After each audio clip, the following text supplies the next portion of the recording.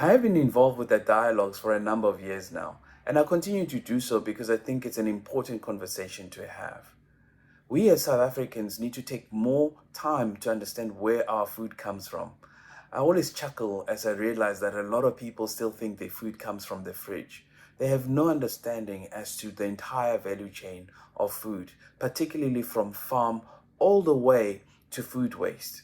Essentially, what happens to the food after we've eaten it or not eaten it, which is often the biggest problem to climate change. One of the important things I've learned about our food ecosystem, particularly over the last couple of years during COVID, was that I lived in a bubble. I knew that there were many people in South Africa, 19 million people to be exact, that go to bed hungry every night. I knew these numbers, they were stats. Like you, I interface with the world through a screen, my phone.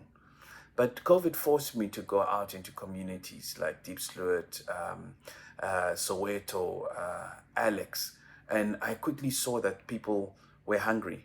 And more importantly, I quickly realized that most people weren't poor, they were just poorly paid. So there was more month at the month end than they had cash.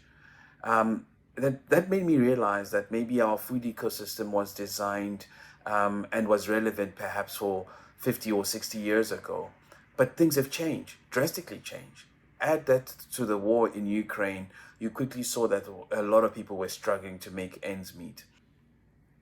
I think one of the most important reasons why people should engage and be involved with the dialogues is to get a plurality of views. It's to hear about what the people who are working on the ground are seeing.